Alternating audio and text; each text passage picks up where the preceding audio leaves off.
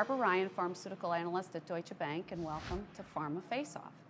Joining me today to discuss the challenges of marketing in the social media world are Bruce Grant, Senior Vice President, Strategic Services, Digitus Health, Jenny Colpietro, Partner Pharma and Life Sciences Practice at PricewaterhouseCoopers, and Michael Sanson, Partner and Chief Creative Officer at Concentric Pharma Advertising. When we think about social media and pharma, many people blame the lack of progress or engagement by pharma on FDA. Is that fair? It's convenient. The lack of regulatory certainty certainly is a factor in many areas of our industry. However, if you look at the adoption of social media in other industries, which typically precede pharma in most things by 3 to 5 years, you'll see they had the same hesitation, even industries that were not highly regulated.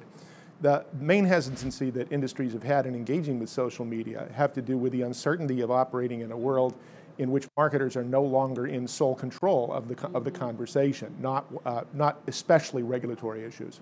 I certainly agree. I think that the interactive multimedia marketing and this whole concept of fair and balanced and on-label promotion is certainly an area of scrutiny for the FDA recently. But the FDA is also trying to understand and embrace social media, even with their own website and tactics and concept of transparency with their customers. And it appears to be used more as an excuse for pharma and biotechs to move forward in this area. And in actuality, you usually find more internal barriers than you do the external barriers. Frankly, the guidance that will likely come down from the FDA following the November hearings are just going to be guidelines and parameters and provisions. But the rubber really hits the road in your individual interpretations and actually operationalizing those within your organization. So, Michael, when you go to your clients, I mean, how do you convince them that they need to do this, and how do you advise that they go about it? I think the reality is we do know what the rules are, and I think the letters that we've seen haven't really surprised us. You know, you can't overstate your benefits, you can't minimize your risks, and the realities are that a lot of these formats, Twitter, Facebook, make it a little bit difficult to do that and are also a little bit unusual from a medical, legal, regulatory standpoint for our clients. So really you just have to play by the rules that we've always played by. You have to find a format that works. In many cases, you have to find something to talk about that's not necessarily your brand specifically, but maybe some services around your brand or some education. There are a lot of ways to engage your customer that are relevant to the brand, but it is a little bit tricky to talk about the products that we sell because they are heavily regulated. And just to be fair, trying to convince the client that they should be in social media is so 2009.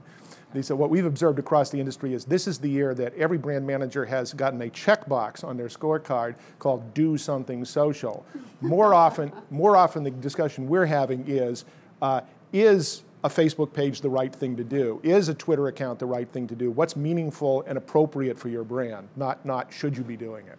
And so many are so anxious to jump into the social media arena that I think they're doing more one-off campaigns. And as a result, they're not truly taking a step back and understanding the advantages that this new channel would offer relative to collaboration with healthcare providers and communities and patients and the insight that they can derive in creating more of a holistic program.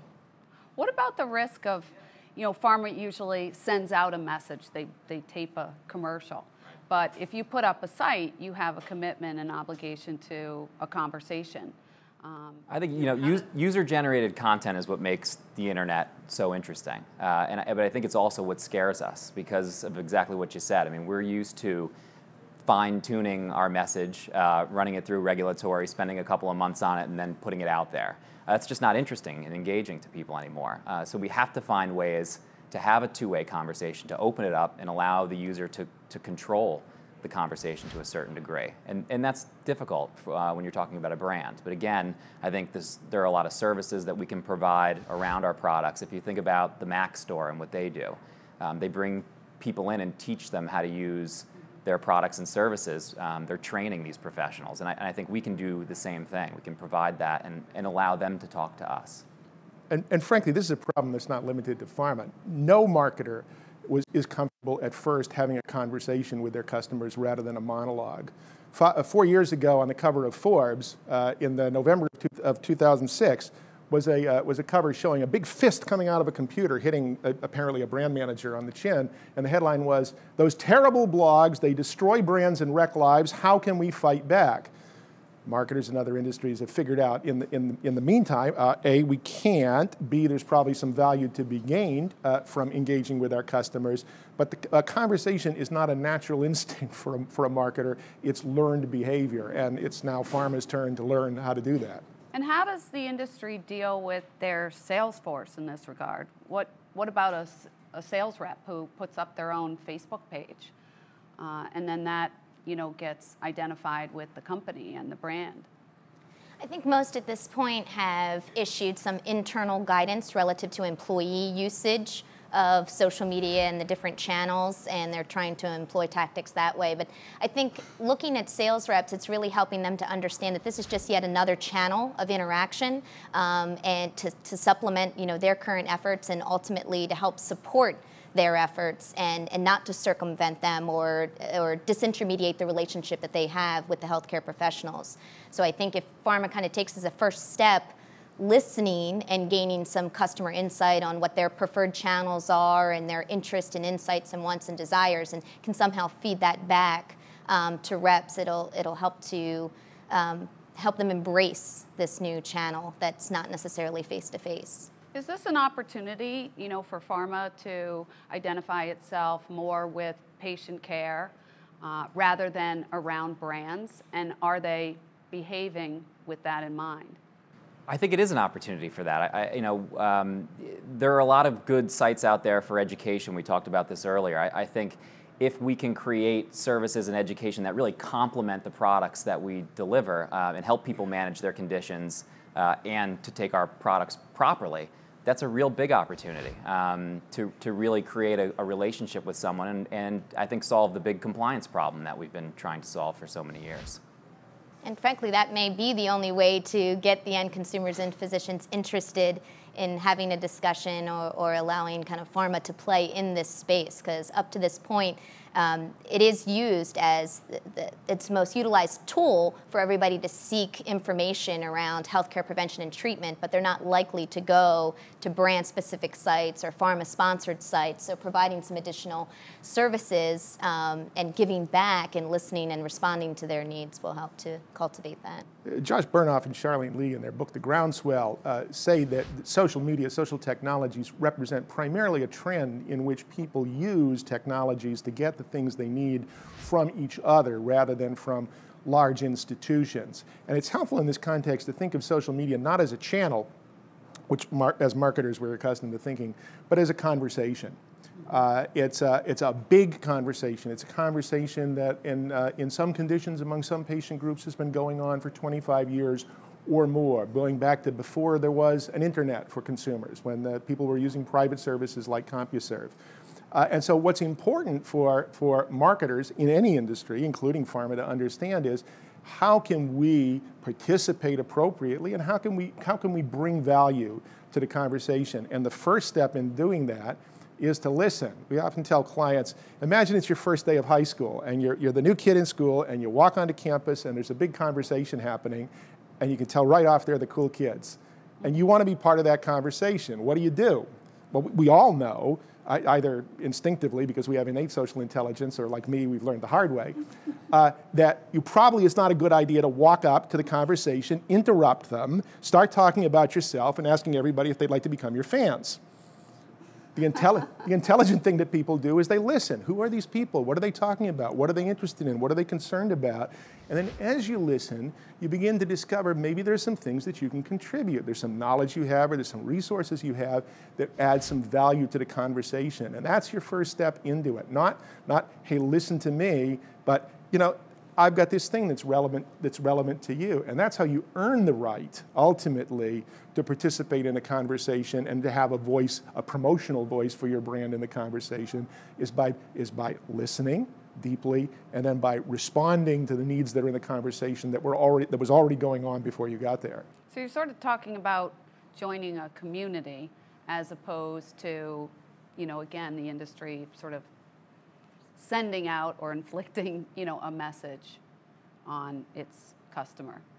I think that's exactly it, and I think the point that both Jenny and Bruce made about listening, that's really the big opportunity. I mean, we're a conservative industry, and engaging in social media takes, I think, one thing more than anything else, which is courage. So those two things contradict each other a little bit, and I think the huge opportunity here is to listen, good and bad, to what's being said about this, allow our customers to keep us honest, and I think what that'll do in turn is to allow us to provide better service back, and that's a perfect cycle for us to begin this conversation, begin our interaction. So now we're over the hump. Everybody wants to do it. They're just not sure how to do it or what to do. Is there, a difference as to the media that you choose, whether it's Facebook or Twitter, or is it just, again, engaging in the media itself? No, I always advise clients not to pick a particular thing, and I think the common misperception is that social media is the triumvirate. It's Facebook, it's Twitter, it's YouTube, and that's not what social media is. And so first helping to create some awareness and education around what it is, what are the risks, and how you can use it, and then taking that first step to kind of outline, okay, what are our internal business and strategic needs? Are we going to take this at an enterprise level, at a therapeutic level, at a brand level, find some targeted niche audiences, find out where they are on social media, and start listening to the information, and then take that insight and then use that to really drive more as a sustainable enterprise-wide program. Indeed, we know from more than 10 years of listening in our company that the influential conversations among patients tend to happen not in Facebook, Twitter. They started before those vehicles existed, and even today they continue to exist largely in discussion groups, forums, private communities for people with the conditions. So when we advise our clients on listening, that's where we point them, and that's where the deep learnings are to be made. Looking at the established channels, I think the real question is how can we add value to those? And a great example of a company that took a very simple opportunity to add value is AstraZeneca with their AZ Helps Twitter account. This is a lesson lifted from Comcast, who first started trolling Twitter, listening for people having problems with Comcast, and immediately direct messaging them and getting a customer service person to intervene on their behalf to resolve their problem.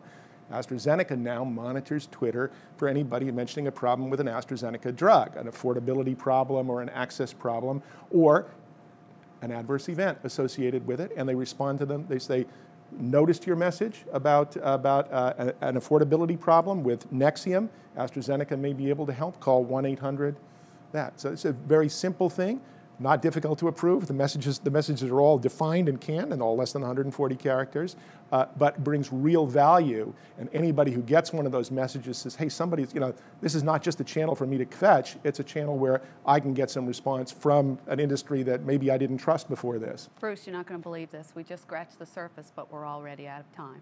So I want to thank you, Bruce, Jenny, and Michael. Thank you. Thank you. And the conversation is not over. I hope you're going to hang around. Yeah. And we will continue this dialogue in overtime. Sounds good.